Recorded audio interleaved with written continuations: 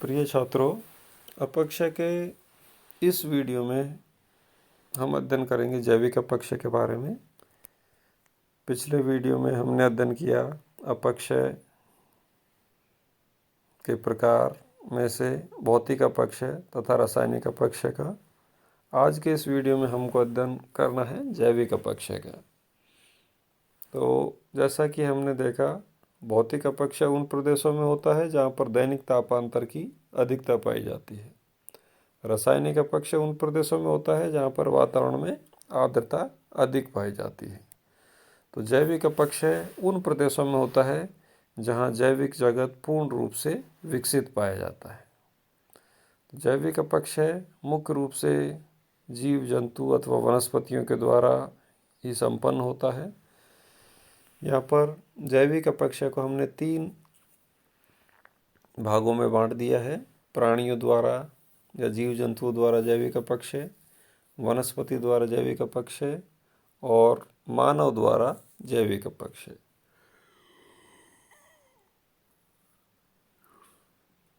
तो प्राणियों द्वारा जो जैविक अपक्षय है वो कैसे होता है, किस प्रकार से होता है,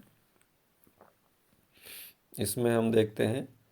आप में से अधिकांश छात्र छात्राएं जानते होंगे कि अधिकांश जो प्राणी हैं वो भूमि को खोदकर भूमि के अंदर मौजूद रहते हैं। कोई बिल बनाकर मौजूद रहता है तो कोई पहले से बने हुए बिलों में निवास करके उसको और अधिक विस्तृत कर देते हैं। तो इस प्रकार से भूमि की जो ऊपरी परत है उस ऊपरी परत को ये बिल खोदकर उसे ढीला तथा पोला बना देते हैं, खोखला बना देते हैं। चूहा, चींटी, दीमक आदि जीव बिल बनाते हैं और उन बिलों के अंदर रहते हैं। और बिल बनाने की वजह से जो भूमि की ऊपरी परत है वह ढीली अथवा असंगठित हो जाती है। कई प्रकार के जो सूक्ष्म जीव हैं अथवा कीड़े मकोड़े हैं, जिनमें केंचुआ आदि प्रमुख हैं, ये जीव मिट्टी को खोदकर उसे भुरभुरा अथवा कमज़ोर भी बनाते हैं। तो इस प्रकार से भूमि के ऊपरी भाग में बिल बनाकर रहने वाले जीव जंतुओं के द्वारा अथवा उन से सूक्ष्म केंचुए जैसे जो सूक्ष्म जीव हैं, उन सूक्ष्म जीवों के द्वारा भूमि की ऊपरी परत कमज़ोर होती है और ऐसी कमज़ोर परत को किसी भी अपर्दन के कारक के द्वारा आसानी से एक स्थान से दूसरे स्थान की ओर बहाकर भी ले जाया जा सकता है, उड़ाकर भी ले जाया जाता है। तो इस प्रकार से जैविक अपक्षय में जो महत्वपूर्ण योगदान है वो प्राणियों का महत्वपूर्ण योगदान है। प्राचीन काल से ही इन जीव जंतुओं के द्वारा धरातल की जो ऊपरी भूमि है उस ऊपरी भूमि में अपक्षय की क्रिया निरंतर जारी है। जैविक अपक्षय का जो दूसरा प्रकार है वह वनस्पति द्वारा जैविक अपक्षय। यहाँ पर जो वनस्पतियों की जो जड़ें हैं वो संधि अथवा दरारों के माध्यम से प्रवेश कर जाती हैं, जिससे सेलों में तनाव तथा विघटन उत्पन्न होने लगता है। इसके अतिरिक्त जड़ों में पाए जाने वाले जीवाणु भी सेलों को कमज़ोर बनाते हैं। तो आपने देखा होगा मरुस्थलीय प्रदेशों में या मैदानी प्रदेशों में वनस्पति को इसलिए उगाया जाता है ताकि वो मृदा के अपरदन को रोक सके, जबकि पर्वतीय प्रदेशों में वनस्पति की वजह से या जो भी चट्टानी प्रदेश हैं उन चट्टानी प्रदेशों में वनस्पति की जड़ों के कारण अपक्षय की क्रिया तीव्र हो जाती है। यहाँ पर जो वनस्पति की जो जड़ें होती हैं वह जड़ें धीरे धीरे चट्टानों के बीच की जो संधियाँ होती हैं उन संधियों के अंदर प्रवेश कर जाती हैं और जड़ों को विकसित होने के पश्चात उसके आसपास की जो शैलें होती हैं उन शैलों में तनाव उत्पन्न होता है तथा शैलों का विघटन होने लगता है। इसके अतिरिक्त जड़ों में जो जीवाणु पाए जाते हैं वो जीवाणु भी शैलों को कमज़ोर बनाते हैं। हालांकि इसकी दर बहुत कम है, बहुत कम गति से जड़ों में पाए जाने वाले जीवाणु सेलों को कमज़ोर बना सकते हैं। मुख्य रूप से जब जड़ें ज़्यादा विकसित हो जाती हैं तो अपने आसपास के क्षेत्र में शैलों में तनाव उत्पन्न होने से वहाँ पर शैलों का विघटन होने लगता है।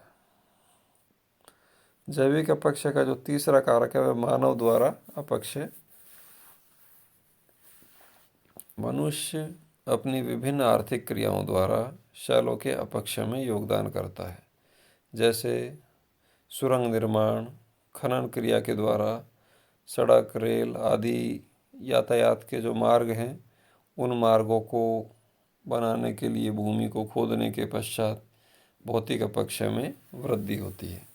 तो इस प्रकार से मानव की अधिकांश या यूँ कहिए कि सभी जो आर्थिक क्रियाएं हैं वो आर्थिक क्रियाएं धरातल के ऊपरी भाग में ही सीमित होती हैं। अधिकांश आर्थिक क्रियाएं वहीं पर संपन्न होती हैं।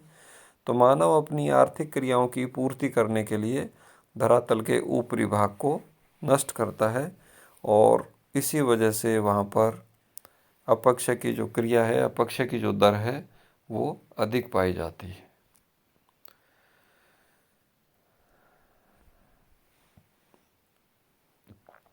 हम अध्ययन करते हैं कि अपक्षय की जो क्रिया है, अपक्षय के बारे में हमने अभी आपको पढ़ाया।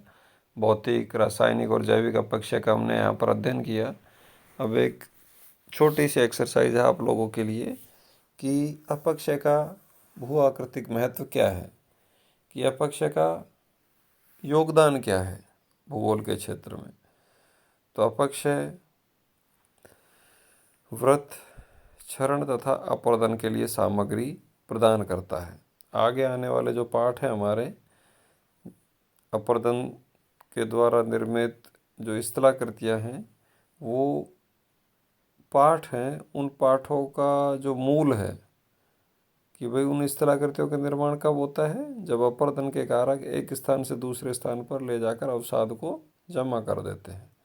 तो जब अपक्षय ही नहीं होगा तो अपर्दन के कारक किस चीज़ को उठाकर दूसरी जगह पर ले जाकर जमा करेंगे और किस आकृति का निर्माण करेंगे। तो सबसे पहले किसी भी स्थलाकृति के निर्माण के लिए जो अपर्दन के कारक जब अपन क्रियाशील होते हैं तो उससे पहले अपक्षय की क्रिया का होना आवश्यक है। अपक्षय की क्रिया के पश्चात अपर्दन के कारक प्रभावी होते हैं और विभिन्न स्थलाकृतियों का वो निर्माण करते हैं। दूसरा जो महत्व है अपक्षय का वो है अपक्षय द्वारा धरातल नीचे होने लगता है। जो प्राचीन काल में बड़ी बड़ी शिलाएं थी, बड़े बड़े शिलाखंड थे, वो धीरे धीरे टूट टूट कर नीचे की ओर आने लगते हैं। तो धरातल नीचा होता है। अपक्षय की वजह से जब चट्टानें टूटकर विखंडित होकर छोटे छोटे टुकड़ों में विभाजित होने लगती हैं और लगातार हजारों साल की क्रिया में वो जो शैलों का आकार है वो शैलों का आकार लगातार छोटे से छोटा होने लगता है, तो अपक्षय की वजह से मृदा निर्माण संभव हो पाता है। और चौथा जो इसका योगदान है अपक्षय का वो है कि अपक्षय द्वारा नवीन स्थलाकृतियों का निर्माण होता है। अपक्षय की वजह से उस स्थान में जहाँ पर अपक्षय की क्रिया संपन्न होती है वहाँ पर भी प्राचीन जो आकृतियाँ हैं वो विघटन की वजह से नष्ट होती हैं और नई नई आकृतियों का वहाँ पर निर्माण होने लगता है।